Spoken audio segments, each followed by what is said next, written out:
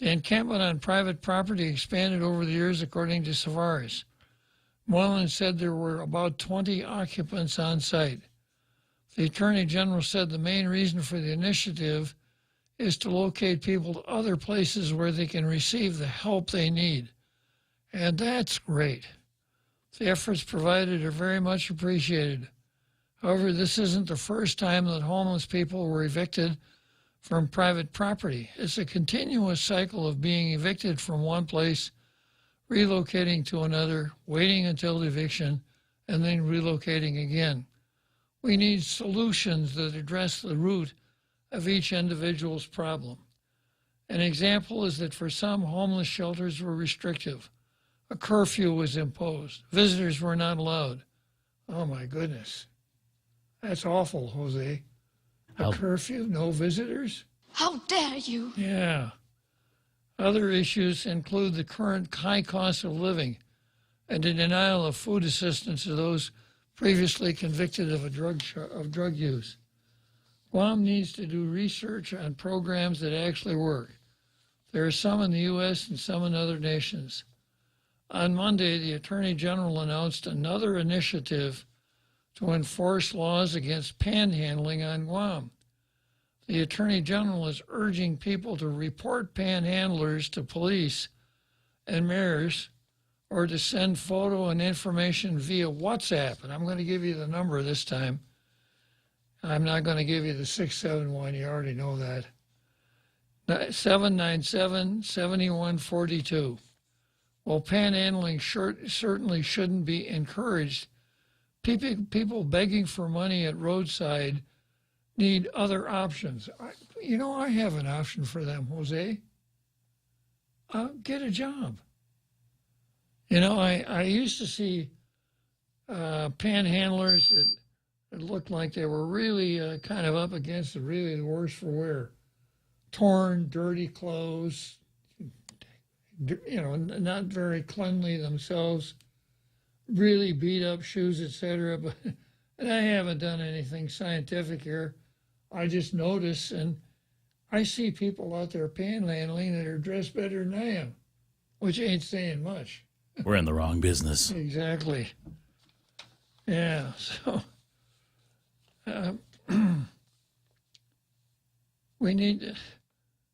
they're begging for options and they need other options. Well, I suppose we could station people outside of game rooms with bundles of $20 bills and give each one of them a $20 bill as he goes inside. Maybe they'll be lucky. We as a community need to have options for them before we shut down what may be their only way of getting money. We need a bit of humanity along with enforcement. So do we have a Department of Humanity in the government of Guam? Or is that supposed to be something that comes from a place other than the government of Guam? Now, once upon a time, we had what were called charities. And charities were nonprofit organizations, volunteer organizations, and they existed to help people who were not in a position to help themselves. I can remember living back in the Midwest and hearing this station out of Chicago, I think it was WGN, probably more than one, advertising for Pacific Garden Missions, downtown Chicago, maybe Clark Street, right down in the heart of the loop, right? And they would give you a place to sleep and a hot meal if you showed up sober and obeyed the rules. You know what the government did for them, Jose? Nothing. Yeah, nothing. And I could tell you other stories about similar charities. But, from about the Great Society on, when the government got in the business itself and changed the rules of the game, because before, for charities like Pacific Garden Missions, if you wanted to contribute, you contributed. Another example, the Salvation Army. You want to put money in the pot, you do it. If you don't want to, you don't want to. No one forces you. Now the government comes along, and if you want to support what would have been charitable programs that the government operates, it's not voluntary. They use what libertarians call state violence. They take money away from people and give it to these eleemosynary organizations, and you have absolutely nothing to say about it. Whether you like it, you don't like it, whether you like this person or that, it doesn't matter. The state uses its coercive force to make you do it. Now, which one do you think has more operating capital, Jose? Probably the government, right? So as the government gets farther and farther into the charity business, more and more people are saying, I don't think I'm going to donate to charity anymore. Why in the heck should I? You know, when they're taking my tax money and running all of these social justice warrior programs, and I don't think I'm going to do that anymore. If the government weren't doing it, maybe I would. So that's kind of where we are now, as far as I can tell. So much for the Daily News for today. Let's take a look and see what's on the card. Some good news. We're back streaming on Facebook and YouTube. All right. But we might not get the halftime show today, but I'm still working on it. Okay. Now, I should be able to get Facebook on my desktop here, on my laptop, right? Yep. Should be there. Yeah, there I am. Big as life, twice as ugly, Jose. And let's see, Lonnie Salas, Bunker Mano, Jose Ted Pago. 3 folks are already there. Good going, guys. Climb on board. And here's the card for today. We start out with students versus George Floyd. Now, of course, this in some quarters is sacrilege, blasphemy. Because when was, I think George Floyd was canonized in early 1922, wasn't he? Yeah, I think he has ascended to sainthood. One of the greatest human beings ever to walk the earth. But I'm going to give it a shot. Wrong. And then I've got Angel Sablon versus Angel Sablon. Angel might win one here. And then I've got renewables versus electricity. Antifa versus Rowling. Jungle Watch versus Lou. Ginger and the Carl versus Lou. Red and blue versus gray, which ties into Fran Drescher versus empty green. And I've also got A.G. Garland versus the Catholic Church. Now, on George Floyd versus students, I've got an article here in the Post that I'm going to use as a source for this part of Tall Tales.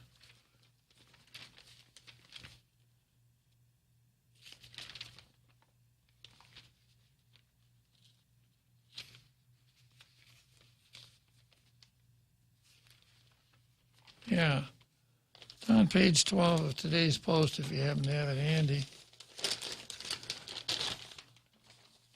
And this is how it goes. Showing of George Floyd documentary at Connecticut University next after protest. I think you know a little bit about this university, don't you, Jose? Which university? It's Central Connecticut. Oh, yeah. In New Britain, Connecticut. Uh-huh. Sure do. Yeah. Would you like to give us a shorthand rendition of My rendition of it, and mind you, this is back in the 90s. After school, I lived for a stint in Connecticut before I moved out here, about 13 years, and in New Britain for a while, which is the home of Central Connecticut State University. And for me, it was opening, an eye-opener of how how when you're not very selective of who attends this school, it just turns to something chaotic. So to me, it was more of a of a glorified high school. Crime was more rampant on campus than it was in the city, it seemed like. And for me, as a young man, I did not feel safe going around that area.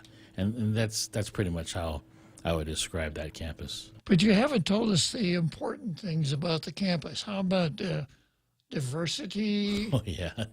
Yeah, equity?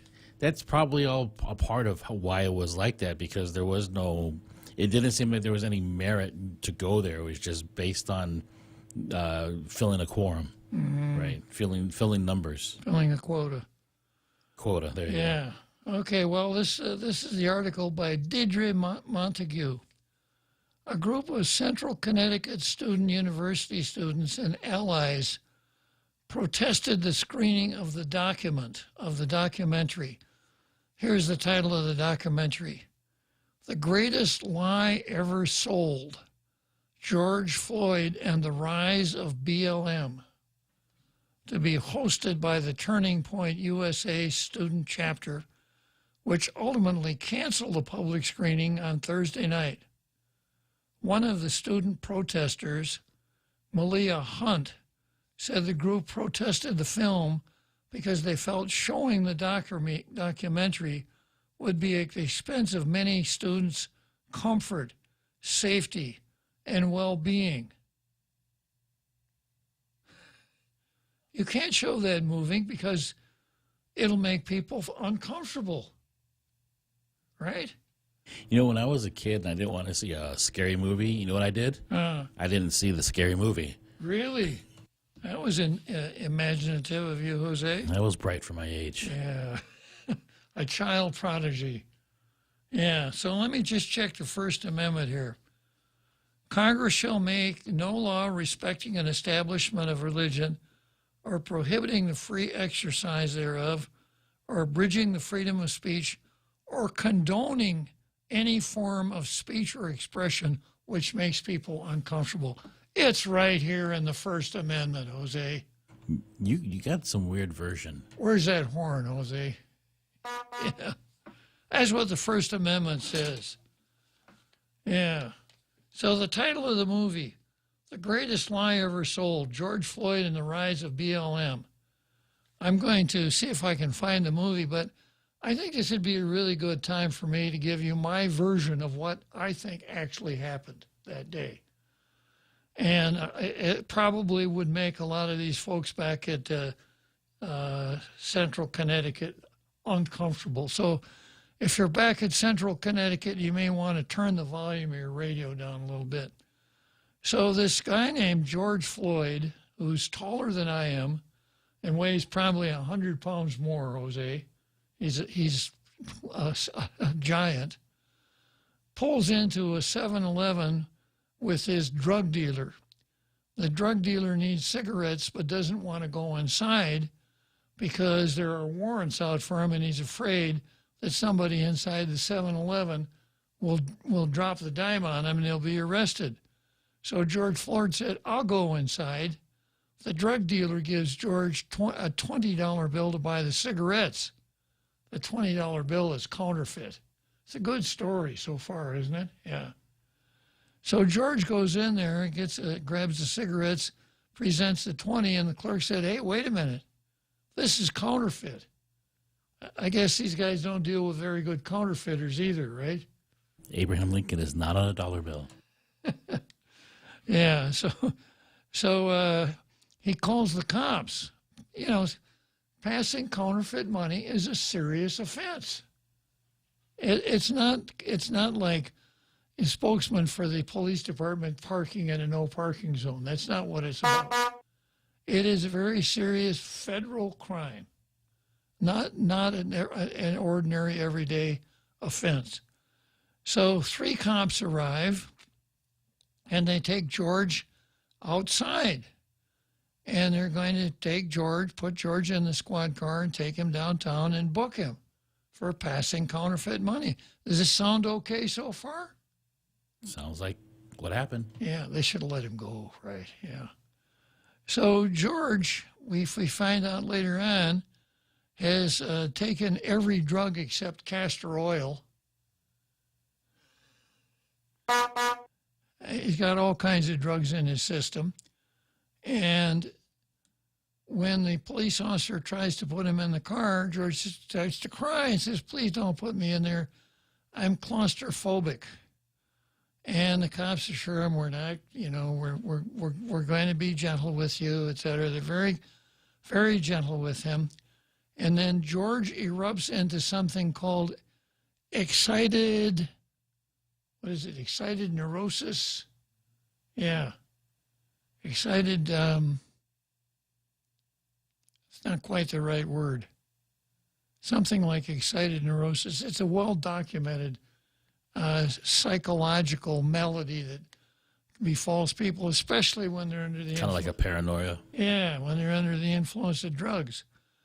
So we find out later on that Minneapolis Police Department guidance training manuals say when you're dealing with a suspect who suffers from this excited neurosis syndrome, can you look that up, Jose? I want to get the right word here. I'm going to call it excited neurosis until Jose gets the right word for me. The way you treat that person is you handcuff him, put him on the ground, lay him flat, and immobilize him by placing your knee on his neck. That was what the Minneapolis training manual said. Excited delirium. Excited delirium. There you go. That sounds better. Yeah, Minneapolis training manual, excited delirium, cuff, immobilize, lay on the ground, put knee on neck of suspect, call medical assistance. And that's exactly what Officer Chauvin did with the help of the other two cops. And when the medics come, I don't know exactly where things went wrong when the medics came, but George Floyd expired. Now, there are conflicting autopsy reports. One autopsy said that he had so many drugs in his body that given that and the excited delirium, had this happened at home with no one around, it would not have been ruled a homicide. It would have been a death from too many drugs. The other autopsy, furnished by the defense, said suffocation. The knee on the neck is what did it. So, so far, it's pretty hard to find anything that the cops did wrong. It's pretty easy to find some things that George did wrong. Now, a little bit about the life and times of George Floyd. He was a career criminal. He'd spent at least 4 years in a penitentiary for armed robbery of a pregnant woman where he took a knife and brandished it towards the pregnant part of the woman in order to extract money from her. He had 5 kids, apparently some of which he even supported. He was a heavy drug user. And I wanted to say something good about George Floyd. But as much as I tried, I guess he was a nice guy. That cures a multitude of faults, right? So then Floyd dies, and as luck would have it, somebody's right there with one of these, a cell phone camera, and takes the pictures. And you see the picture of Floyd laying on the ground with the officer's knee on his neck. And, you put 2 and 2 together. Those damn cops. White cops killed another black guy by choking him to death with the knee. They should have known better. Well, there are videos, other videos available, like the surveillance video from the 7-Eleven and the videos. And you see those and you get a little bit different take on the whole thing. The cops didn't manhandle Floyd. Nothing that came out of the cop's mouth would give any indication of racial animus at all. Of course, you don't need that nowadays, right? So the crowd, of course, everybody's after Chauvin and the other two cops' heads. The other two cops are rookies. It's like their third day on the job. So they kind of fall in behind Chauvin because senior's been on the force for like 20 years. So Chauvin is disciplined by the police department. He's fired. He's indicted. And before he gets to trial, the city of Minneapolis settles with the heirs of George Floyd for $13 million on a wrongful death. You're kidding me. $13 million. There is another fact that is omitted from this story that a lot of people don't know, and it changes the whole perspective and narrative, for me at least. There were two other African Americans in the car who got out of the car like they were asked, sat down, and were not in an excited delirium like George Floyd. But by the narrative, they ought to have had a knee on their neck, too, if the cops are racist. Exactly. But that was not the case. No. The cops should have been over there slapping him around. And that just didn't happen. Just didn't happen. Yeah. But it also just wasn't reported. No, of course not. So the city settled with George Floyd for $13 million. Not went to a civil trial or anything. So this is before the trial even starts. So if you're following this along in the publications distributed by the media cartel, which don't go into it anywhere near the detail that I've gone into it in the last 5 minutes, you'd think, gosh, I hope justice is done here, right? And then the city fathers is the Attorney General of Minnesota, whose name is Ellison, makes some pretty untoward statements towards the cops and how Minnesota doesn't put up with this kind of stuff. And then, of course, Black Lives Matter starts going nuts and starts tearing up Minneapolis. A riot every night in Minneapolis, several other big cities. Portland becomes Riot City. So if you're living in Minneapolis, you're thinking, geez, I hope I didn't get called for that jury panel. Because if you're on the jury and you come in with anything other than a murder verdict, what's going to happen to your town? It's going to be riots. It's riots. It's going to be burnt to the ground. And if anybody can find out what your name is, you're in a heap of trouble. So they send these two guys to trial.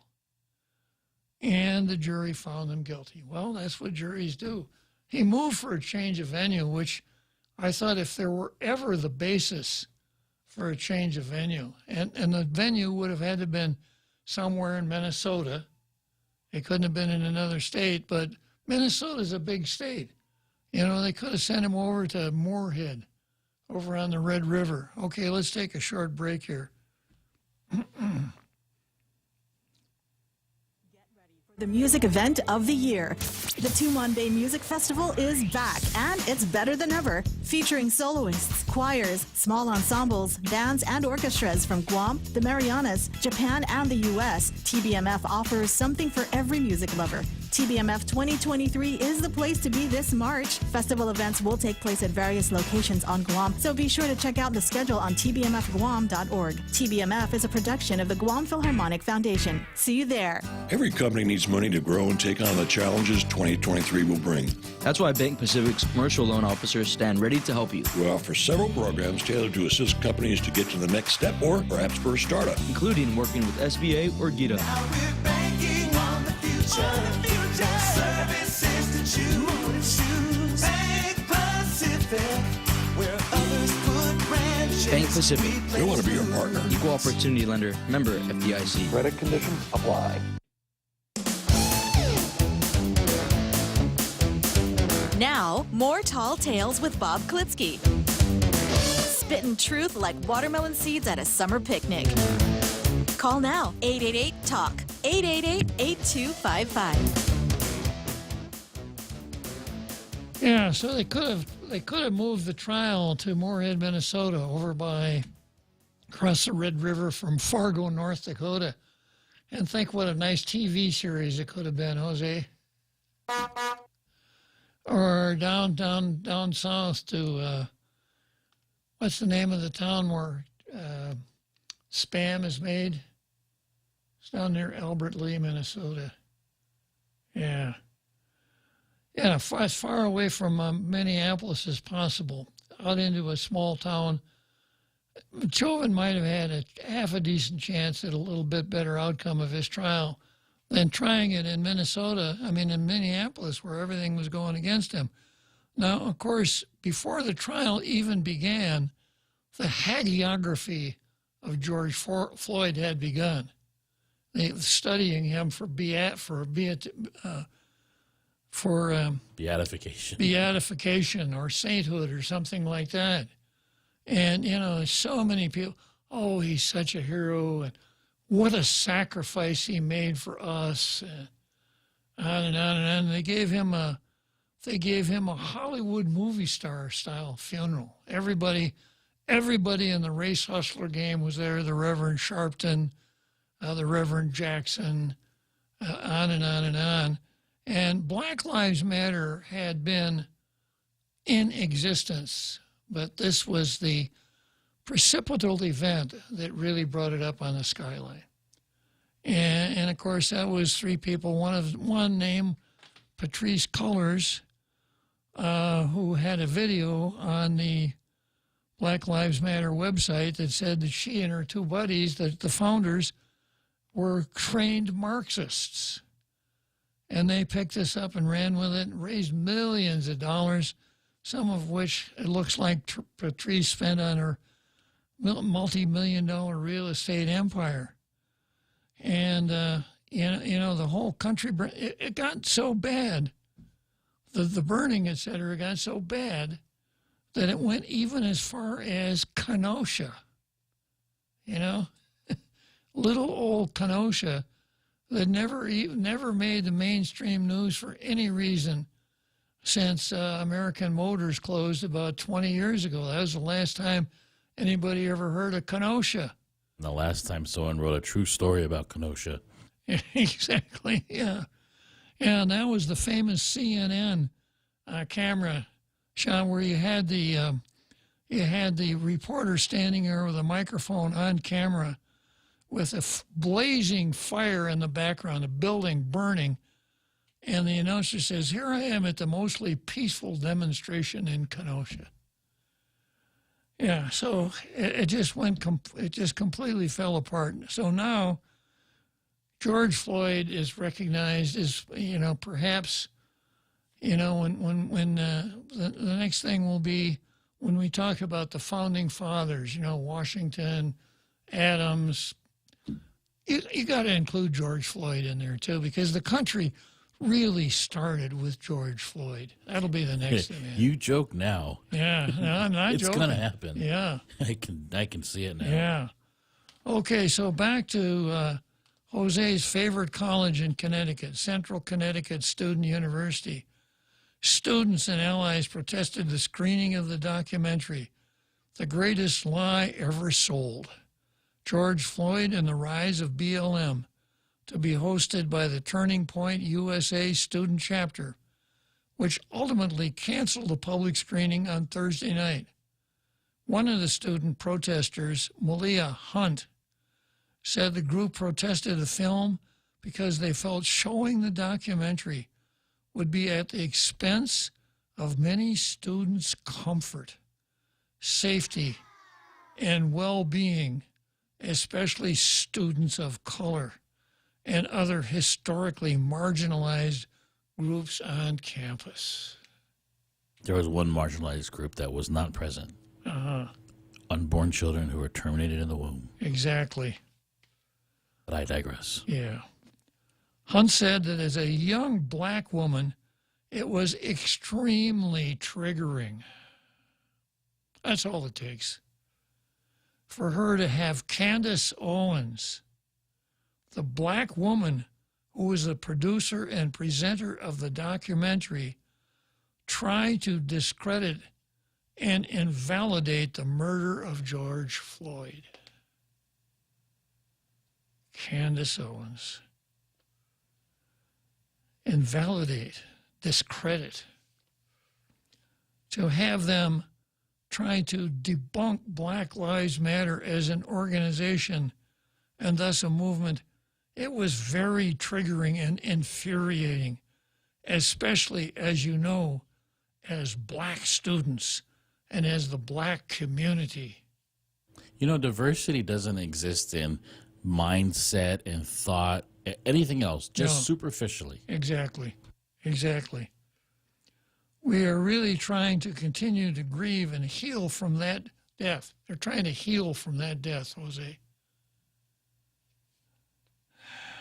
Plus all the other black lives that are still being lost to police brutality and racism in general, said Hope Cristobal, a visitor from Guam.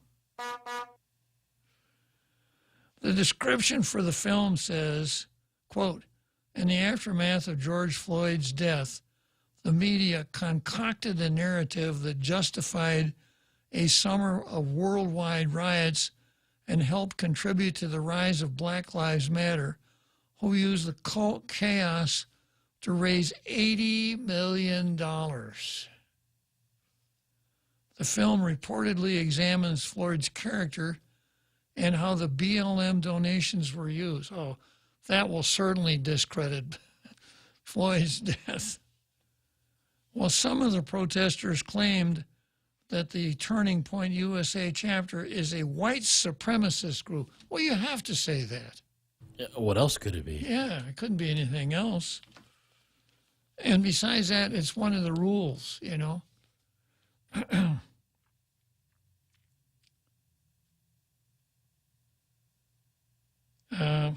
Group Vice President Antonio Pensante said that is not true. First name is Antonio, Jose. What does that tell you? It could be Chamorro. Just blatantly ridiculous. We accept everybody for who they are. That's unchanging characteristics of somebody. We don't agree with anybody that espouses those ideologies. You know, any real conservative or anybody from TPUSA will completely denounce people like that, and we're nothing like that, what they put us out to be. Pensante said the Turning Point Group is about asking for free market, free speech, and limited government, which is their mission statement. That's pretty subversive. Free market, free government, and free market, free speech, and limited government. How dare you? Yeah. He said they especially chose to this documentary to spread the truth. By showing the movie, that's what we believe we're doing. There's a lot of things from the movie that people hadn't heard of. And it was a spotlight on some other things from the BLM and George Floyd situation that people never heard of before because it was suppressed. So we just want to spread the truth. Turning Point USA says its mission is to identify, educate, train, and organize students to promote the principles of freedom, free markets, and limited government. He just said that. Yeah. Anti-Defamation League Center on Extremist Senior Research Fellow Mark Pitcavage is quoted by Poitner Institute's PolitiFact as saying that the group does have this checkered or spotted history with regard to individual members or local leaders in Turning Point making racist or otherwise problematic comments. But it's not the ideology of the group itself. That would be BLM. Yeah. I suppose they have their angel sublons who will go, to the court, but he's not speaking for the mayors. He's just speaking for himself. She said that, she acknowledged that she is not sure about the organization at large. Hunt said she believes that the branch of CCSU has been less about conservative politics.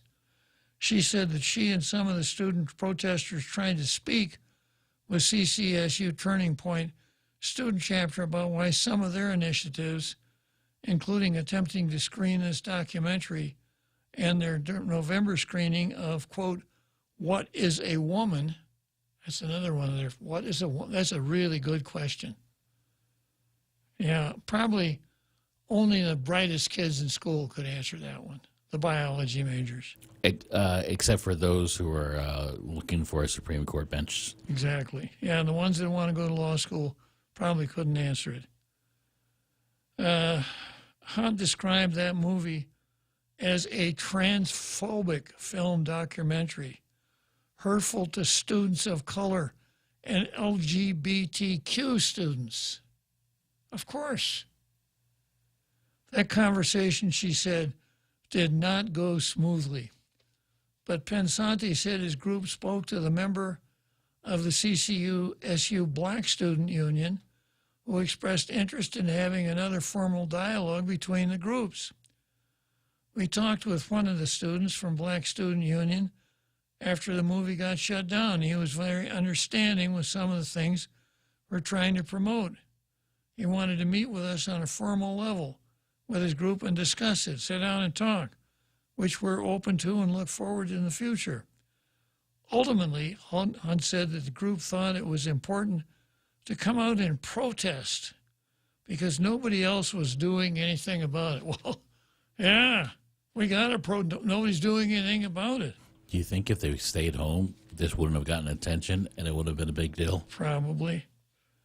The administration, saw with the last film screened that they claimed they were unable to do anything about it due to freedom, I suppose. And so we have to take it into our own hands to at least try to make this a safe space amongst one another. It's only a safe space if some of the people can walk up to the other people and say, shut up, in order to feel safe. Good morning, guys. What's good about it? You're a racist. Shut up. That's why we came out to support one another, to stand up and fight back against this, because nobody else was doing anything about it. They didn't do it the first time. They didn't do it last night, and I don't think they'll do it again. Pesante said that they have no plans to show that specific documentary again because they think that protests will continue. That's not really productive.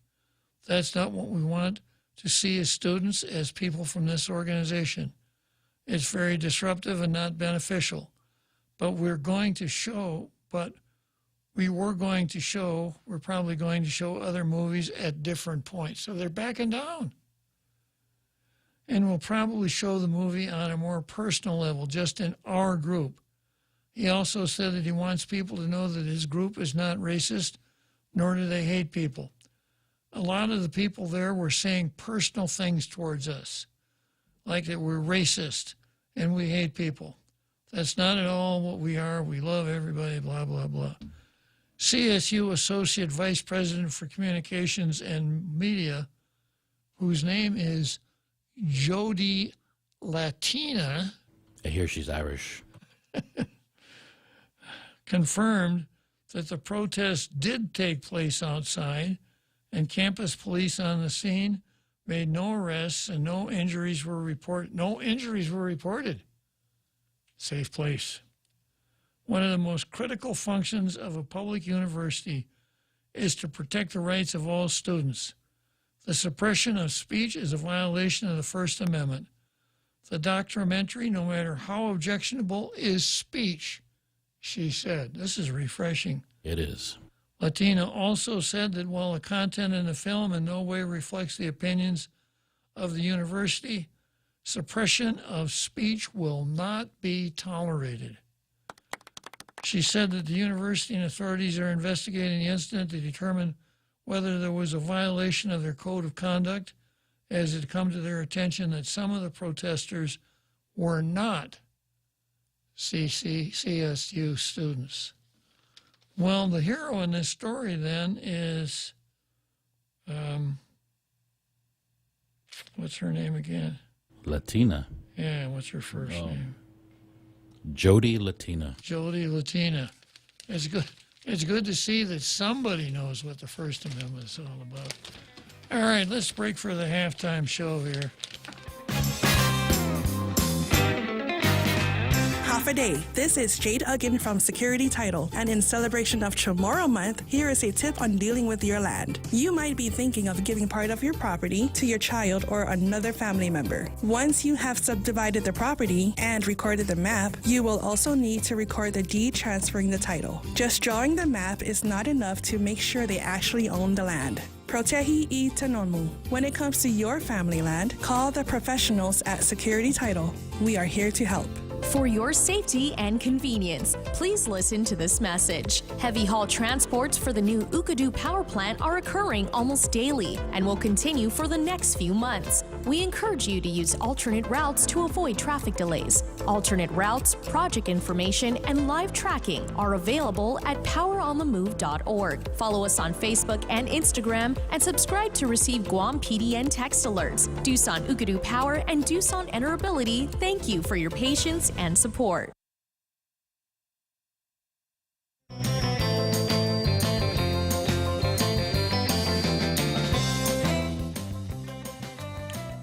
Yeah, okay, so here we go. I'm going to backtrack for a minute here back to the 36, 34 section of the card, and I'm dealing here with CAHA. What is that, Commission on Arts and Humanities? I think it is. Well, they've got their agenda in the Post, and they did not do a very artful job of putting together an agenda. Item number 6, old business. Jose and I would really like to know what the old business is, but they ain't telling. Same with new business. They're not telling us. And then item 13, board resolutions. They're not telling us. So everything they did is void because they disobeyed the open government law. Okay, next item on the card is Angel Sablon versus Angel Sablon. And I'm looking at an article that ran in yesterday's Post. Mayor is concerned about funding for public school maintenance. Now, I've called this Angel Sablon versus Angel Sablon because sounds like science fiction, but he may be a two-headed man. Yeah, How is that? Yeah, I've seen this movie about this two-headed man. I can't remember the name of it. Really scary movie. Well, because apparently he can wear two hats at the same time. And I can't figure out any other way to do it except that. So they had a meeting to talk about the fact that the schools aren't very well maintained, and some people get the idea that they should mow the lawns at the schools. So I'm going to pick up this article kind of in the middle. The discussion arose after MCOG Executive Director Angel Sablon, who is also a member of the Guam Education Board. Now, isn't that cozy? Said he explained to the board the mayor's offices do not have the staff to maintain the schools themselves. So he's at the board and he's saying, you know, the mayors can't, I'm executive director, I know all about the mayors, so let me tell you about this, about the mayors. And then he kind of turns the other side of his chair and says, yeah, go ahead and tell us, Mr. Sablon. With all the money we've got, please contract the thing out. Go outside of DDOE and look for other sources or resources to make things happen, said Sablon. Now, apparently he said this at the Commissioner's Council, at the Mayor's Council, adding that he mentioned issues such as grass cutting, which usually gets left up to the village mayors to do. He apparently mentioned this at the Board of Education meeting. So remember that old TV program, Will the Real Please Stand Up? Will the Real Angel Sablon Please Stand Up? Agania Heights Mayor Paul McDonald asked Sablon and Dadido Mayor Savaris, the MCOG representative for the GEB, the board, if administrators from the schools attend board meetings. Quote, I think it's going through one ear and out the other because the administrators don't know what our complaints are. I don't know how they could miss your executive director and one of your members sit with the Board of Education. There should be. It sounds like a connection there. I'm It trying does, to figure out. yeah. Ernest Chargaloff, mayor of Mauricio, asked to be recognized and told the other members that what's sauce for the goose is sauce for the gander. Going back to McDonald, he said, I think administrators purposely doing that so they can blame the mayor's office and I have no choice to cut it. So they purposely don't mow the lawn so that McDonald would be shamed into go over there and mowing it for the... This is good that it's happening at the schools because that's where this kind of childish rhetoric belongs, down around second or third grade, you know. That didn't get a honk because that's straight up. It's not, I'm not, yeah, Not a exactly. joke. Yeah, not a joke. McDonald's suggesting administrators of schools should be at the meetings to hear the complaints. You know, how can we bitch at them if they ain't here? Come on, you guys. Sablon, who previously explained Juan Pat was, quote, on board with the mayor's concerns, but she didn't come to this meeting, even though they'd invited her, responded that he, as a board member, now Sablon is talking, he's put his board member hat on in front of the other mayors, is not responsible for the operation of the schools, and that is left up to the superintendent. Could we have a wash basin placed here for our meetings? I need to wash my hands from time to time. Said Executive Director Pontius Sablon. Sablon did say he understood the concerns and disclosed his intentions. Now here's a real big one. His intentions to take GDOE to court. He wants to take the Department of Education to court. And he sits on the board. I, as a board member, will sue GDOE. I mentioned that to make them enforce the 14 points that every child is entitled to an adequate education. It's not been fulfilled now, and I don't think it's ever been fulfilled. Sablon said in reference to the Adequate Education Act passed in 2005. So Sablon sits on the board, and he says he's not responsible for operations at all. Who is it that hires the superintendent, Jose? Let me see here. I'm going through my notebook, and it would be the board. Yeah, And who would it be then that would have the bully pulpit to share expectations with the superintendent?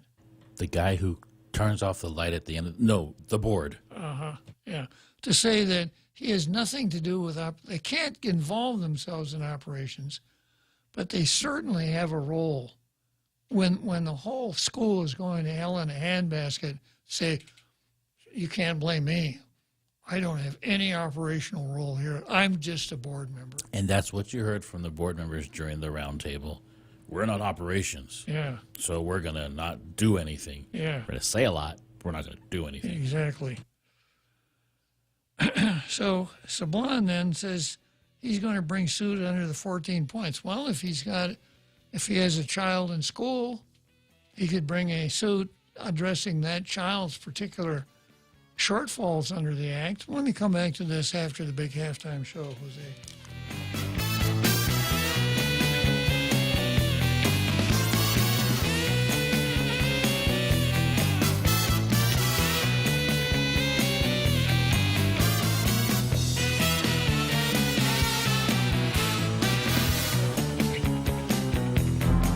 The Point is KUSG, Hagåtña, Guam, 93.3 FM and 104.3 HD3. Domestic terrorism charges. I'm Carmen Roberts, Fox News. Nearly 24 protesters face those serious charges, and after police in Georgia say that they hurled Molotov cocktails and fireworks at a future police training facility near Atlanta. One of the domestic terrorism suspects is being identified tonight as a lawyer with the Southern Poverty Law Center, which claims to promote civil rights and fight what it calls hate groups. Thomas Webb Jurgens was one of 2 people from Georgia detained. The rest of the demonstrators came from across the country and the world, including France and Canada. Atlanta Mayor Andre Dickens says the city is creating a new task force to address concerns around the public safety facility. Fox's Jackie Ibanez. 4 Americans are missing in Mexico. The FBI says gunmen opened fire on the 4 people from South Carolina and kidnapped them as they crossed the border into Matamoros. The FBI is offering a reward for the return of the Americans. President Biden is set to outline his budget proposal in Philadelphia Thursday. The White House says the president will announce his budget with a plan that protects Social Security and Medicare and reduces the deficit. Told new House Speaker Kevin McCarthy last month. Let's just lay out our budgets. So I agreed that I'd lay down mine on March the 8th, March the 9th, I should say, and he should do the same thing. And we should sit down. It'll be interesting to see what they want to cut. The president said his plan will raise taxes, but not on anyone making under $400,000 annually. Jessica Rosenthal, Fox News. And California Governor Gavin Newsom tweeting his state is cutting ties with Walgreens after the pharmacy chain said it would not distribute the abortion drug mifepristone in 20 states. Walgreens says it intends to get the necessary regulatory approval to sell the drug where it is legal to do so. America's listening to Fox News. For your safety and convenience, please listen to this message. Heavy haul transports for the new Ukadu power plant are occurring almost daily and will continue for the next few months. We encourage you to use alternate routes to avoid traffic delays. Alternate routes, project information, and live tracking are available at poweronthemove.org. Follow us on Facebook and Instagram and subscribe to receive Guam PDN text alerts. Doosan Ukadu Power and Doosan Enerability, thank you for your patience and support. Hindi ang inyong bangko na tapat sa serbisyo. Tunay na kaibigan at handa para sa inyo. Ang bangko ng kinabukasan, laging maaasahan. And Pacific, where others put branches, we place roots.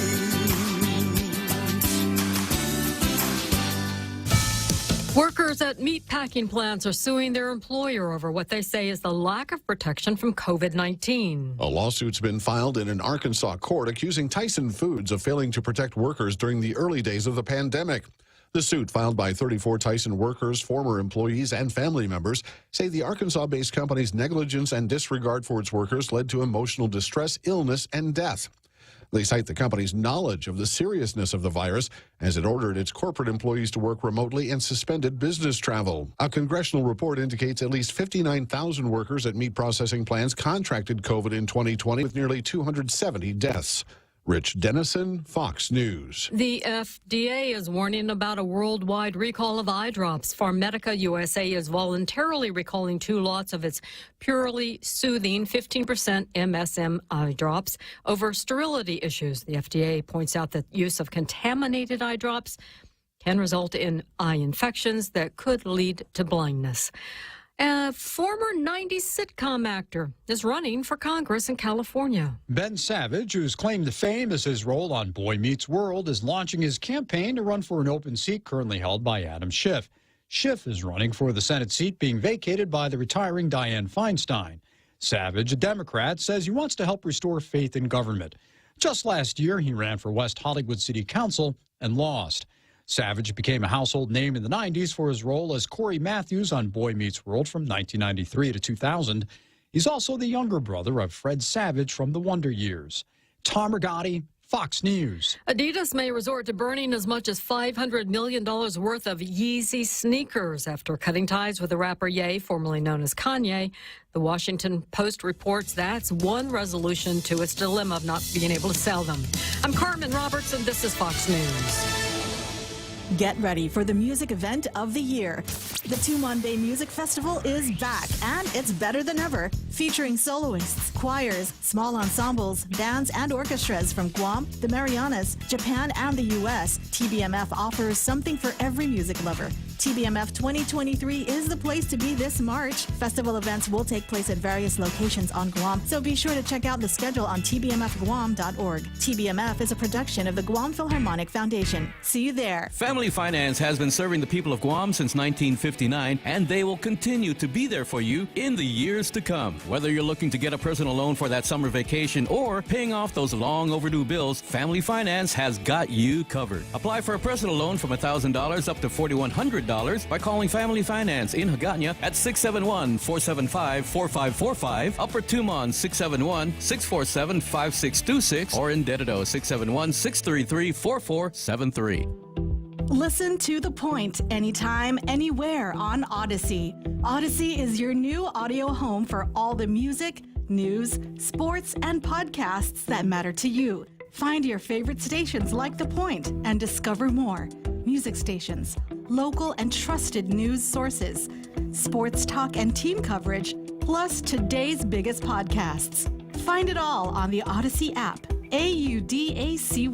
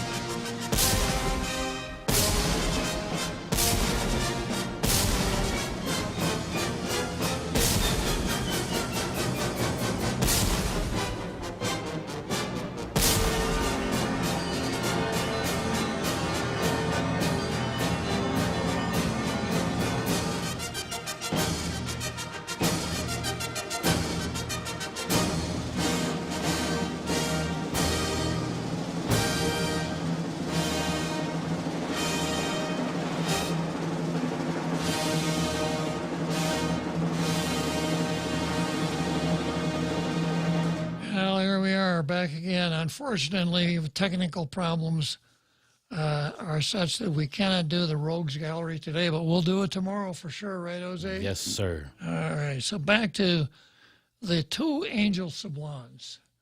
There's an Angel Sablon on the Board of Education. There's an Angel Sablon who's the executive director of the Mayor's Council. And don't get confused now, there's also the Angel Sablon that hangs around the district court and gives testimony at the sentencing hearings of rather sleazy criminals. So he apparently has a pretty good sized collection of hat racks at his house. But he has now announced that he is going to sue the Department of Education because they're not performing up to standard. He's on the Board of Education. I'm not making this up. You don't hear the horn honking. So either he plugged his ears during that point at the mayor's council, or he was looking out the window, or wasn't paying attention. Yeah. Enough to bring it to the board. Yeah. So one would think that if you're on the board and all of these bad things are happening at the board, you'd be up there pounding on the table saying, Superintendent Judy Wampat 10, get this stuff fixed. I'm going to give you 24 hours, and you come back here with a plan. I've got Eileen Yamashita's phone number in case you need it. But instead he says, you know, I'm on the board. We don't do operations. But by gosh, I might sue the people that I'm supposed to be in charge of. That would be good for morale, wouldn't it? It's just fantastic. What you, the old saying, Jose, if you live long enough, you're liable to see anything. I'm beginning to believe it. Maybe he's exploring all lines of communication. Yeah. So now another interesting thing here is that if anyone does sue for injunctive relief, it may very well be that the board members will be joined in that suit because the board has responsibilities under the Every Child Act. And if they're not if they're not living up to their responsibilities, then they could wind up with their names on the complaint as defendants. Yeah. So Mr. Sablon would be countersuing Mr. Sablon. That's why I put it on the card. It's Sablon versus Sablon. He may wind up suing himself. I said that'll probably help out it'll do a lot for his one-loss record. Even he probably won't be able to lose that one. Okay, next item on the card is renewables versus electricity. And this is something that I picked up from a website called Zero Hedge and then from our own local paper. And what we're talking about here now is that, you know, going back probably a couple hundred years, the world dramatically changed. The changes that occurred before, let's say, 1823, and from 1823 on down now, the world has changed probably 1,000 times more in the last 200 years than it did in all of the history before 1823, the so-called Industrial Revolution. And the Industrial Revolution was brought about because mankind found a source of energy. And before mankind found that source of energy, the only available energy was either man himself or various kinds of draft animals. In Europe, they had oxen, horses, ponies, etc. The Americas, there were no draft animals. And that had a tremendous effect on the kinds of civilizations that arose in North and South America, because the only way you could move something was you and your buddies would have to pick it up and carry it. They hadn't figured out the wheel yet, whereas in Europe, they'd figured out the wheel. You could make a car, you could make an ox cart, hook it up to an ox or an ass, donkey, a mule, a horse, whatever. And that, you know, that was quite an advantage. But the thing that brought about the Industrial Revolution, guys like Lycoming and some of these other folks figured out that if you took this material called coal and burned it, there was a tremendous amount of energy stored in that material. And when you burned it, of course, you liberated heat. With that heat, you could heat water. And if you're really a clever kind of MacGyver kind of guy, you could use the steam generated by heating that water to move a piston in a steam engine. That was the breakthrough. Once that was discovered, things really started to change fast. But it all depends, right on down to this thing that I carry around in my pocket that I could use. Well, I used to say that I could call the president on it. Nowadays, I don't know, because he probably couldn't hear me anyhow. He'd pick up his shoe. Yeah. But the guy who was president before, at least he could communicate with me on this thing. And again, there's something in there called a battery, energy. And without that energy, this would be just a nice looking paperweight. It wouldn't be worth anything at all. And because of the use of energy on the other end that is used to send the various kinds of signals my phone can pick up, I've got this amazing device, a kind of a device that people couldn't have even imagined 50 years ago. You wanted to take a picture, Jose, 50 years ago, back in 1973, you went and got your camera, right?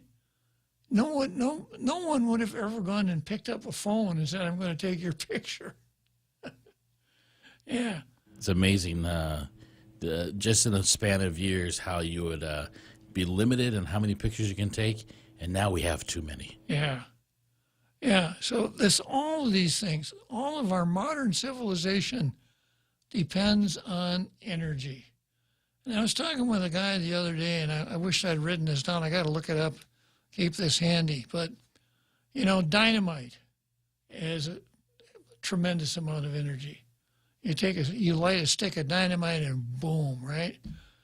But if you were to compare, 1 gram of oil to 1 gram of dynamite, the oil has something like 1,000 times more energy than that gram of dynamite does.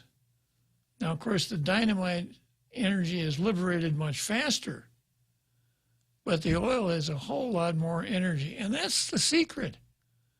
And there's a word for when you have no energy or when your energy is depleted. And it's a good word to write on your cuff so you can remember it when you're trying to sound smart when you're talking about global warming.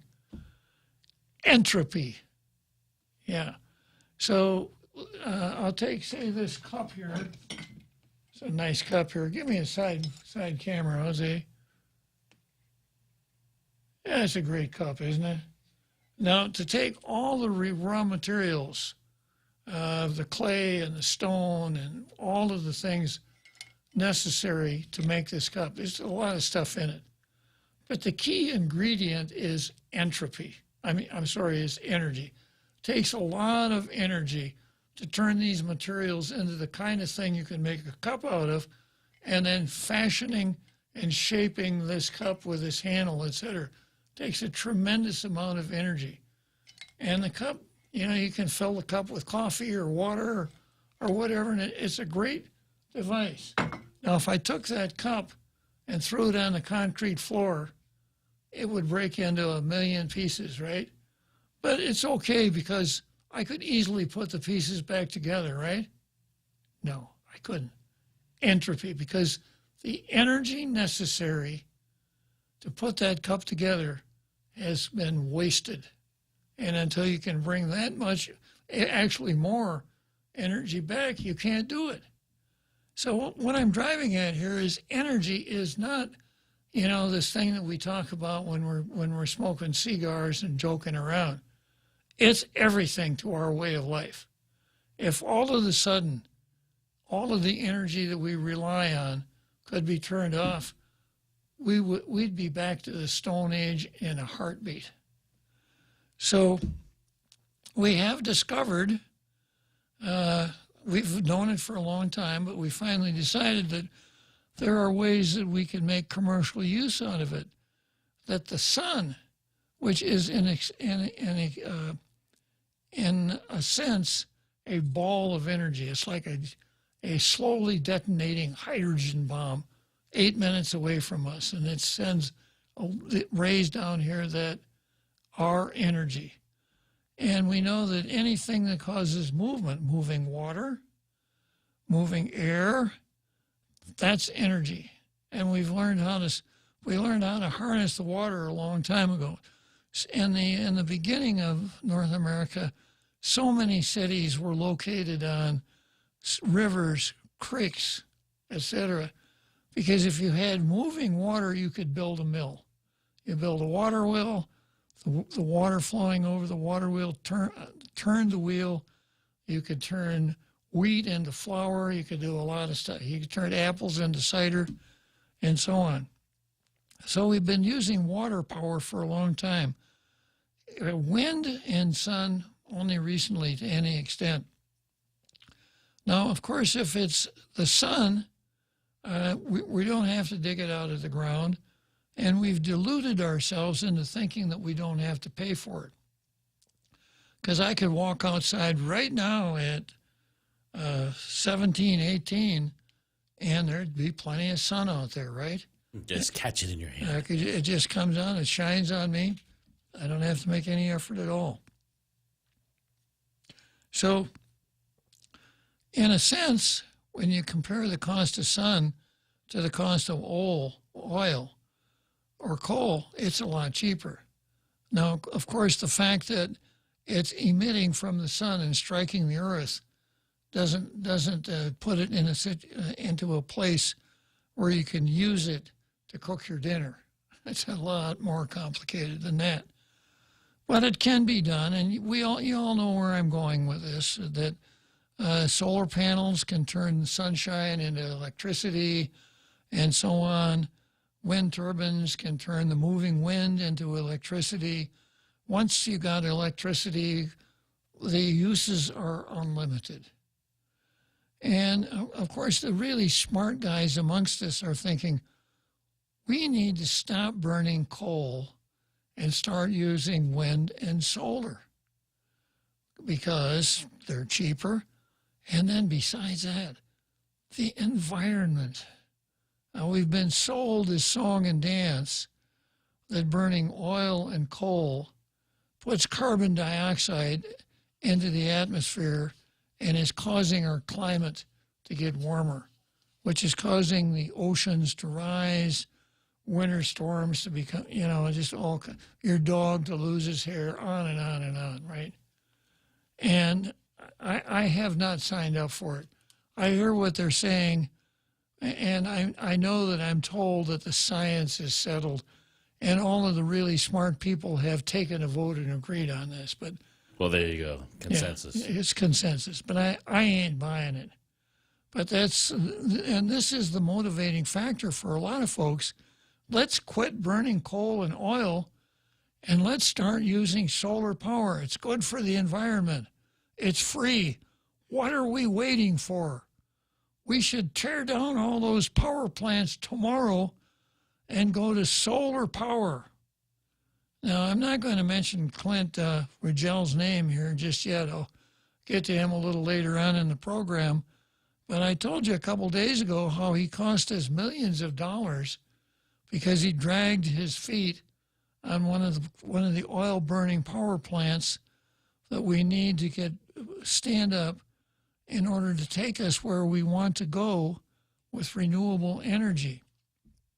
And of course, in order to make the renewable energy shine, you have to realize that the sun does not shine at night.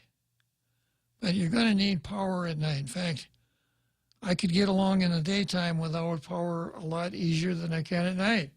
Because when it's dark, it's hard to see. Yeah, so we're talking batteries, other means of saving power. I read that there are places, where there's a lot of hills or mountains even. One way that some places have saved power is that there's a lake at the foot of the mountain and a reservoir at the top.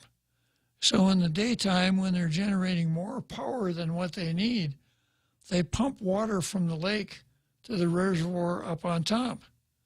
When it's dark and the sun goes down, they let that water flow down through turbines that turns generators that generate electricity. But that's pretty complicated. The overall solution is batteries. But until the state-of-the-art of batteries improves probably 100 times what it is now, we're not talking about anything that's practical. But the energy Ned Ludds here amongst us, like Clint Rigel, they want to turn off oil and coal-fired power today because they think all they got to do is throw the switch and we'll have solar power tomorrow. Not going to happen. So I've got this article here that ran in Zero Hedge, and it's titled, America's Largest Power Grid Faces Worsening Reliability Risks. A new report reveals the U.S. largest power grid, and that's, guess where, the Northeast. It's Ontario, Pennsylvania, both Virginias, Maryland, Delaware, a little bit of Indiana, a little bit of Illinois, a little bit of Michigan. 13 states stretch from Illinois to New Jersey with over 65 million customers. And the name of the company is PJM Interconnection. Excuse me, that's the publication. That examines the alarming trend of state and federal decarbonization policies across the grid. Decarbonization. One of the elements, the chemical elements in oil and coal is carbon, right? So if you don't have carbon, you can't have oil and coal. When you burn carbon, the byproducts are there's the energy created plus carbon dioxide. One atom of carbon, two of oxygen.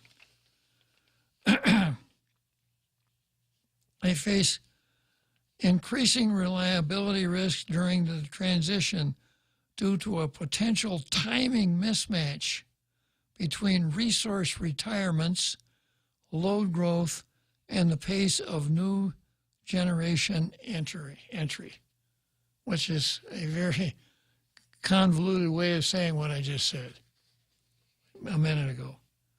The growth rate of electricity demand is likely to continue to increase from electrification coupled with the proliferation of high-demand data centers in the region. I don't remember the numbers, but when it comes to Bitcoin, Jose, Bitcoin is made by Bitcoin miners. And you mine Bitcoin by solving extremely complicated problems on a computer. Not a computer, battery computers. And to create Bitcoin is extremely energy intensive. And of course, we see a lot of that, and there's probably going to be a lot more of it. The blockchain process, very energy intensive. Thermal generators are retiring at a rapid pace due to government and private sector policies. And they're just being very neutral, not being inflammatory at all. Government policies, we know what they are, as well as economics. Retirements are at risk of outpacing the construction of new resources. In other words, we're taking them down faster than we can build new ones due to a combination of industry forces, including siting and supply chain, whose long-term impacts are not fully known. PJM's interconnection queue is composed primarily of intermittent and limited duration resources. Given the operating characteristics of these resources, we need multiple megawatts of these resources to replace 1 megawatt of thermal generation. So you got one generator that generates 1 megawatt.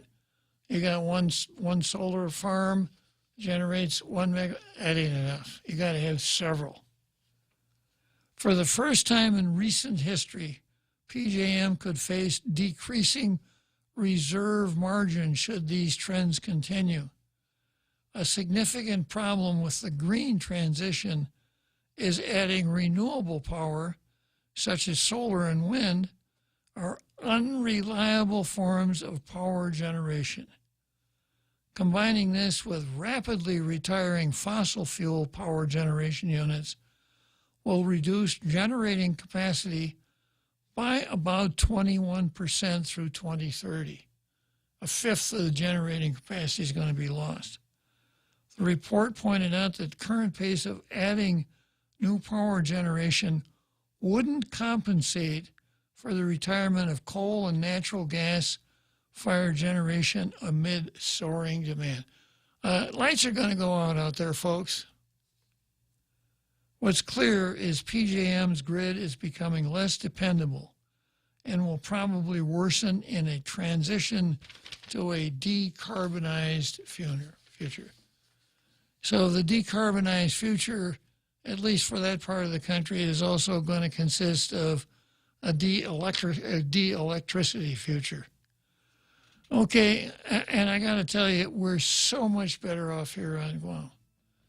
And the reason we're so much better off is because of our Guam Power Authority and our CCU, at least until Angel Sabuan gets a seat on the CCU. Let's head for Wrigley Field, Jose.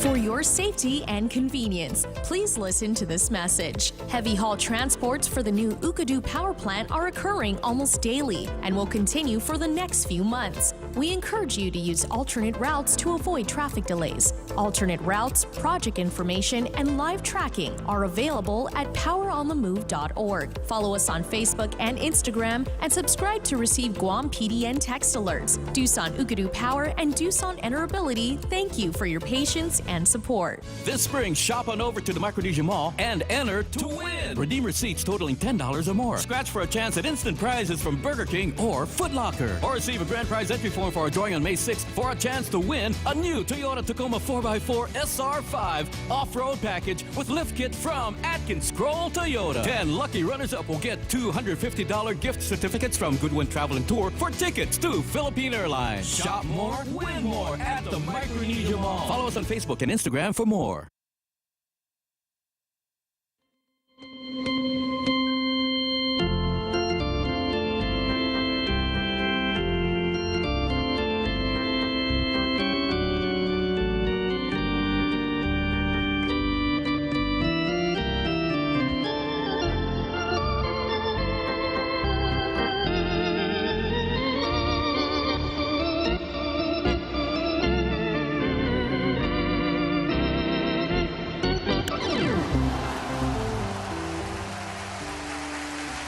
Okay, so that's where they are in the northeastern part of the United States. Of course, if you were to do a census, the numbers of wacky people increases dramatically when you get up in the northeastern part of the United States, right? I concur. Yeah. So here's what's going on in Guam, something put out by GPA. GPA's Clean Energy Master Plan is a comprehensive plan for transitioning Guam from legacy fossil fuel fire generation to renewable energy and non-greenhouse gas emissions electric energy supply. The Clean Energy Master Plan is a living document and is continuously being updated. GPA is committed to providing 50% of the island's electric power from renewable or non-greenhouse gas emission sources by 2030. That's only 7 years away. And 100% by 2040. Canada will only be 102 years old when we get there, Jose. Still young. Yeah. The plan is a balanced plan including targets for renewable energy, energy resilience, and security, energy efficiency, grid transformation, energy affordability, digital transformation, and transportation electrification. Now, the new plant, and there's pictures of the plant in the paper, it's well underway. The new Ukadu plant, the one that they're all, they're driving those great big trucks up there. I'd like to have one of those. Wouldn't it be fun to drive down to the drive-thru at McDonald's in one of those things? Yeah, except you have to wake up very early to be there for the next day's morning breakfast. Yeah. If we're driving from 1 mile an hour from Jigo to McDonald's, it'd take me a while, even to the Jigo McDonald's. Yeah. The new reduced affordable LEAC rate of approximately 14 cents per kilowatt hour at $120 per barrel based on approved fuel recovery charge. Let's see here. Okay, the new plant will allow for reduced affordable LEAC rate of approximately 14 cents per kilowatt hour as opposed to the 31 cents per kilowatt hour we're paying right now. So when that plant goes online, your power bill is going to drop significantly. Because like anything else, the first car I had, Jose, in 49 Mercury had a 112 horsepower V8 engine in it, flathead engine. It didn't have overhead valves. And back in those days, if you could get 20 miles an hour, 20 miles per gallon of gasoline, it probably meant that you never went over 35. Very inefficient engines compared to the engines that we're building nowadays. You know, you don't find valves in cars. You got a fuel injection and so on. And as they kept building cars, they kept making them better, more efficient, etc. And it's the same way with power plants. The power plants they're building now are not like those antique power plants that we have down at Petey. So the power will be less than half as much now as it was then as it is now in 2024. And that isn't even 2 years away, thanks to our GPA. 50% lower fuel cost. And then they're going to burn cleaner fuel from two sources, ultra-low sulfur diesel fuel and liquefied natural gas, saving millions of dollars in fuel costs. The SO2 emissions will be 99.9% cleaner air. So the environmental wackos out there, the air is going to be 100% cleaner than right now. Natural gas they're using to burn. Liquid natural gas. Liquid natural gas. You put natural gas under pressure, it turns into a liquid. You can ship it on tankers. Are they trying to ban that in the States also, the collection of natural gas? Yeah, the wackos? Yeah, they are. And then we're going to retire the old and expensive power plants, etc. So they're doing a great job. They've set a target. They're moving. The power is going to get cheaper. It's going to get cleaner, and we're not going to be in the same situation that the environmental wackos are taking the Northeast to in a hell of a hurry. Okay, so I got a couple of folks in the green room. Simon Sanchez would like to join the discussion.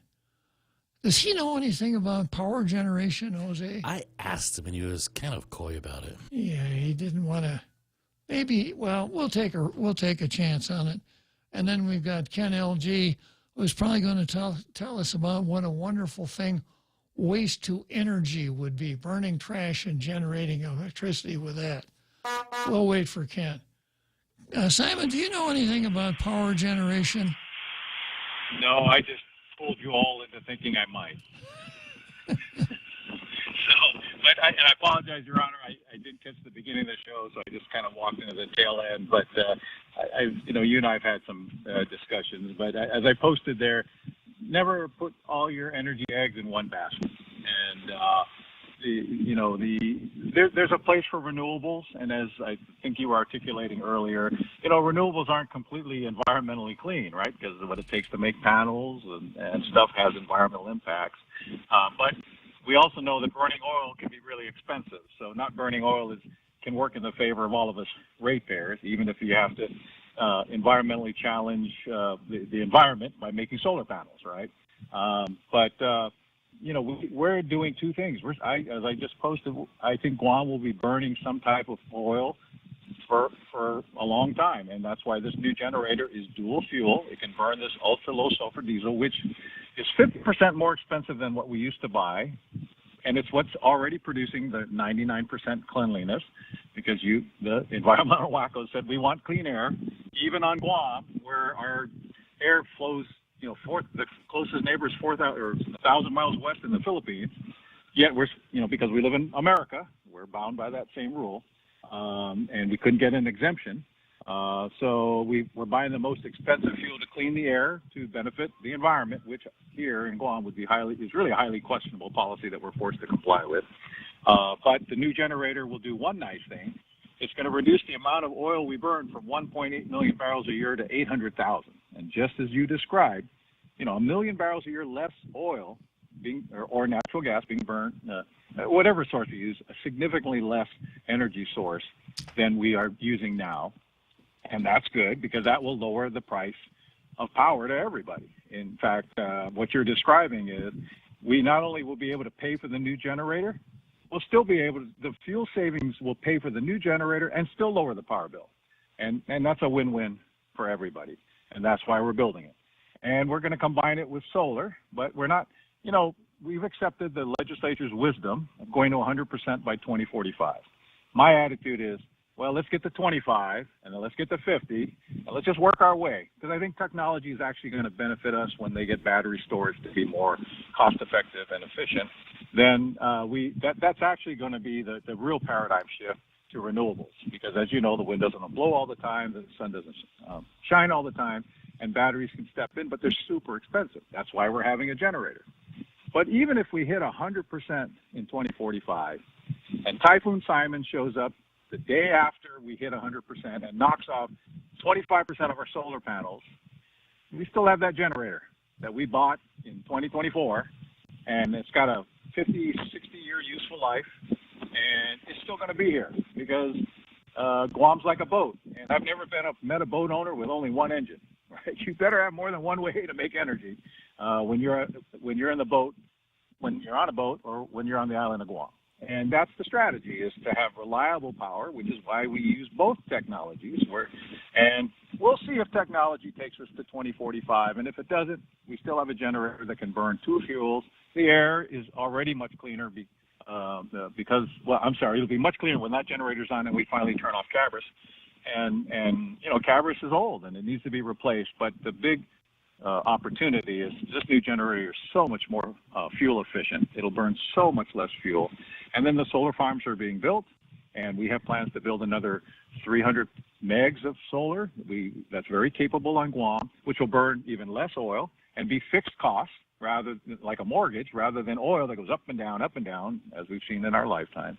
And that combination of conventional carbon-based fuel burned efficiently, so you use less of it, and solar with batteries that become more and more efficient is going to lower the power bill. The environment will be cleaner, and yet still provide reliable power. I agree with you that it's been a bit oversold by environmentalists that solar is the only way to go, renewables is the only way to go, because right now, as you described, it's not reliable, and the cost to make it reliable through batteries is super expensive. It's cheaper to go get a generator and burn some fossil fuel. And so that's why, to me, it's a balance. It's you don't put all your eggs in one basket, and especially if you own a boat called Guam. And so I totally agree with your perspective that you can go overboard on just about anything. And we're taking, I think, a more balanced approach and recognizing that when you're way the heck out here, you better have more than one way to make energy. And that's the plan we're implementing at 1 mile an hour at this point, moving that generator up the street. So I just wanted to contribute that to you. And thank you for your advocacy. I just have a question here, Simon. What do you see that could throw a monkey wrench into this pretty nicely figured out plan? Well, there's no question the generation technology, we're not inventing anything new. I mean, these I'm saying generators. what can go wrong here? What can go wrong? Actually, I don't think anything can go wrong, because solar can make energy, gas and a generator can make energy. But the idea is you don't want to be totally dependent on one or the other, because burning 100% oil puts you at the vagaries of the price of oil. That was actually a trick question, Simon. Oh, did I not? Yeah. Did I fall for the trick, or did you trick me? What can go wrong here is the return of regelism to our legislature. Well, but but you got Sanchezism and some other capable people, and even old man John Beneventi, and you could throw me as old man Simon. We realize that we've learned you better have more than one way to make energy, and there are other ways to make energy that are better than Cabris, right? And that's what we're doing. But we're not throwing away fossil fuels. But solar has proven, the solar farm in Dundon, we're only paying 10, 11 cents a kilowatt hour versus 32 cents for LEAC. And when you buy a solar farm, it'll go from 9 to 11 cents over 25 years, 11 to 13 cents over 25 years. Oil doesn't behave like that. Oil goes up and down. So I'm confident that both technologies are proven, but we're not relying on either one by itself. I'm not and worried. It's the combination. It's not the technology that worries me. But anyhow, thank you very much for chiming in on this, Simon. We always look forward to your calls when we're dealing with power or water. Thank you very much. Okay, so I got Ken LG, and I've got a guy that's going to say everything twice. So I think we'll head for Churchill Downs, and then we'll come back to Ken LG, Jose. After a week of showcasing the best soloists, choirs, small ensembles, bands, and orchestras from Guam, Saipan, Japan, and the U.S., the 2023 Tumon Bay Music Festival is coming to a close. Don't miss the grand finale event on Saturday, March 11 at the Micronesia Mall Center Court starting at 2 o'clock. See command performances from soloists and groups who wowed the judges, showcase performances, and the awards ceremony. TBMF is a production of the Guam Philharmonic Foundation. Visit tbmfguam.org for more information.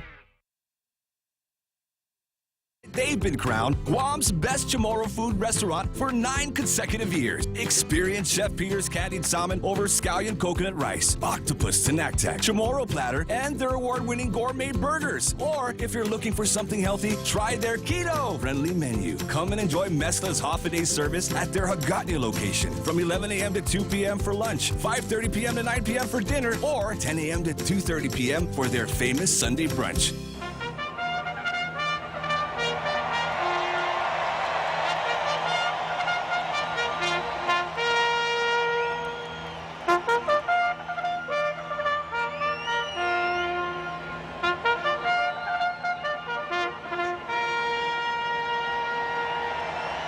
Churchill Downs, Louisville, Kentucky. 6 furlongs, I cross the finish line and end another episode of Tall Tales on this beautiful Tuesday. Riding with me down to the finish line are Ken LG, Repeat, and Johnny Utah. There's, as a poker player would say, there's 3 cards to draw to. So let's start out with Ken LG. I baited him a little bit talking about waste energy, but maybe that's not what you wanted to tell me, Ken. No, I was just watching the vote in the legislature on Bill 12, which requires the legislature to approve any lease between government of Guam and the federal government longer than 5 years. It passed 15-0. Little hope there. And then Bill 13, which basically applies the Open Government Law and Freedom of Information Act standards specifically to the Health Care of the Pacific project. So it's ironic that, we had to pass a law to apply existing law to a specific project. It's like saying, okay, the legislature just passed a law requiring all police officers, when they arrest someone, that they have to read them their Miranda rights, Mm-hmm. And, I'm pleased that the bills pass. I'm pleased that they passed unanimously. So, but the problem is going to come when it gets to the enforcement, because based on the actions of this governor, there's no reason why she has to follow these laws. I mean, if you look back in 2021, when she signed the bill authorizing the issuance of $600 million of general obligation bonds to be loaned to the people who own Guam Regional Medical Center to buy Guam Regional Medical Center by themselves. In other words, take their own cash out and leave the public cash in. She broke Organic Act. She broke a number of Guam laws. And, of course, leaving Camacho wasn't interested. I've been trying to talk to Doug Moylan for 2 months. I haven't been able to get an appointment with him. So just because the legislature passes a law, there's no obligation by this administration to follow it unless there's going to be someone to hold her accountable. So that's what we have to see. Ken, you told me that you were glad that the bill passed that requires legislative approval of 50-year leases? Anything greater than 5. Yes, I'm glad, because as we know, that hospital will not be built for 10 years. So there's no way they're going to get a hospital built in less than 5 years. And I think having the legislature involved is going to open up the process to more scrutiny than we've seen in the past 2 years. Because in the 2 years, this administration has made misrepresentation after misrepresentation on where we are and what they've done so far. And it pretty much has gone under the radar until recently, until last year. And now that it's out in the open and people are looking at it, there's a lot of questions that are coming up. And, I mean, think about it. The fact they did not even consult the medical community about building a hospital out in Manila after the GITA and previous administrations convinced doctors to invest millions of dollars of their own money building medical buildings and practices in Tamuning, Naganya, and Upper Tumon. You know, and then to not involve these people who, at the request of the government, spent millions of dollars improving Guam's healthcare system, and they weren't even consulted in this plan to move it out to Manila. So that's why I'm glad to see that, you know, Bill 12 passed and Bill 13, because now with the government, the governor or the legislature specifically saying open government laws and Freedom of Information Acts and timely notice, no secret meetings, on and on and on, in this healthcare of the Pacific process. I'm all for that. But what Bill 12 really is that there aren't going to be any leases of land from the United States government. That's it. It's just one gigantic monkey wrench. And if the monkey wrench, you know, serves a salutary purpose, then I suppose sometimes you just have to hold your nose and go along with it. But my analysis is that's not what Bill 12 is about. Bill 12 is about giving the land out there in Manilao to the heirs of 12 people who owned the land that was condemned and paid for twice, which does the citizenry of Guam no good whatsoever. But it's a really nice political pandering to a very select group of people who will get a very nice windfall out of it. I'd rather have a hospital built on Cocos Island than throw the money away that way. But of course, those are not the choices.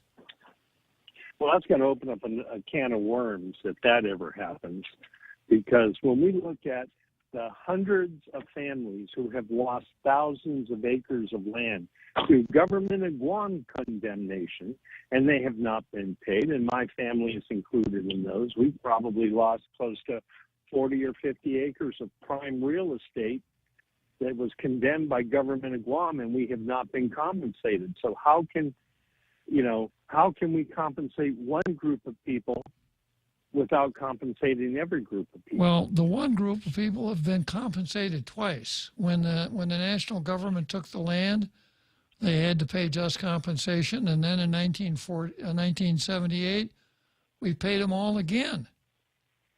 And that was a gratis payment. Well, I'm just saying that I'm glad that both bills passed, because those mistakes, those complaints aside, there's no way the taxpayers of Guam can afford a $1 billion hospital when we can't even afford to fix the Aganya swimming pool. We can't even afford to fix the $21 million worth of critical urgent repairs identified by the Army Corps of Engineers that would be necessary to bring our existing building up to useful code and standards.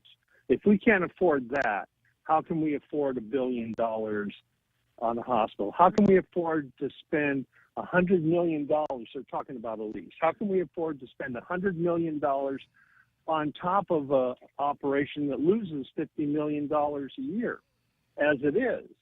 It's not that the hospital is going to get bigger and better. The population in Guam is not going to quadruple. In fact, if anything, we're probably going to lose another 10% of our population over the next couple of years. So, the patient base is shot and gone. They're in the insurance base. That's why Guam Memorial and Guam Regional are struggling. 75% of the people on this island do not have adequate medical insurance if they have any at all, even government of Guam. I know people on government of Guam that can't use their health care because the deductibles are so high that by the time they meet the deductible, a year has passed and they haven't been able to get any benefits. So, that's why the number one patient care provider on this island is the emergency room at Guam Memorial Hospital, and will continue to be the highest cost with the lowest revenue stream. And on top of that, they want to build a $100 million a year leasing facility. I don't see that happening. I would rather see them take that 21 million or the 13 they have left over from the Magic Wonderland at EPAL and use that 13 million to start knocking down some of the critical items that the Army Corps engineered. Because if they only spend 13 million on that $21 million list, Guam Memorial Hospital today will be better tomorrow than the new hospital will be 10 years from now. Ken, let me let Pete in here before we shut it down for today. Thanks a lot for calling. All good points. Thank you very much. Yes, sir. Repeat. Hey, Uncle Bob. I heard you guys talking about renewable energy, and I like to think and talk about things honestly and intelligently. I like the idea of alternate forms of energy, just because it's great to harness the wind, it's great to harness hydroelectric if you got it, thermal power, heat from the earth if you're able to, all kinds of great things and have diverse sources of energy. But the thing I don't like is when the environmentalists like to say, "Oh, we got to do it because it's the clean alternative." That's not true. Absolutely not true. And it's one of those psychological things. The way I see it, like how we like to have our chicken and our beef prepared at the restaurant. We like to get the end product, but we don't like to see the what goes into it. We don't like to see the growing operations. We don't like to see the slaughterhouse. Just like the environmentalists who use their iPhone to go on Facebook and post their outrage about all these different things. Little do they know that what it took to build their iPhone was a bunch of human rights violations and stripping the land and for all the precious minerals and burning up the petroleum to get the right kind of plastic. So it's all psychological for me, and the part I don't like about the arguments that the environmentalist makes is it's very disingenuous. Yeah, I agree. And, this whole phenomenon that we're dealing with is a classic example of why socialism doesn't work. Because you have people with these ideas, ideologies, etc., that they want to use their power to put in place in a society, even if they don't make any sense whatsoever. But because they can, they do it, and it never works. Right.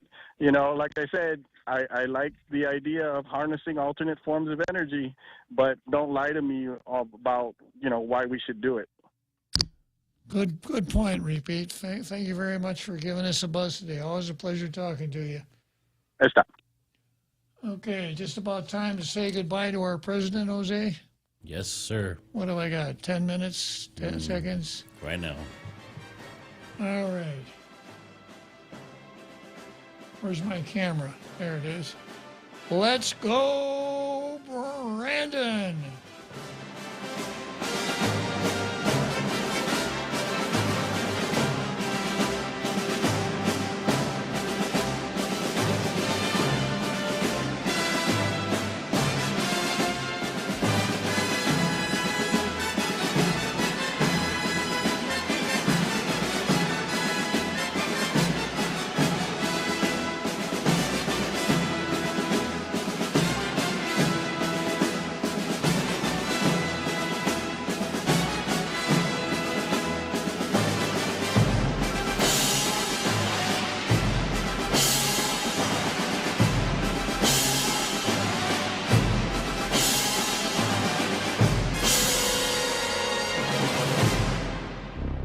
The Point is KUSG, Hagåtña, Guam, 93.3 FM and 104.3 HD3. And 104.3 HD3. Outrage over kidnappings. I'm Carmen Roberts, Fox News. Fears rising for several Americans who were shot at and kidnapped in Mexico. 4 Americans getting kidnapped is just a small example of why I have a bill, the Security First Act, that labels cartels as terrorist organizations. GOP Congressman Tony Gonzalez of Texas on Fox News. Family members of the missing say they were all from South Carolina and that a woman in the group went to Mexico for a cosmetic procedure. The fate of those 4 Americans is unknown right now, but there are obvious fears given the well-known brutality of the cartels and their well-demonstrated lack of respect for life. A woman roughly pushed into the back of a truck and then 3 other people dragged and simply thrown onto the back of that truck, seemingly badly wounded or possibly worse. Details are scarce, but it seems the 4 Americans who were driving a minivan with North Carolina plates crossed the border at Brownsville, Texas, heading into Matamoros, Mexico. Fox's Jonathan Hunt. Residents in several southern states and the Midwest are reeling from the severe storms and tornadoes that struck last week. Senate Minority Leader Mitch McConnell of Kentucky says his office is working with Kentucky Governor Beshear. Emergency response efforts are working overtime to ensure those impacted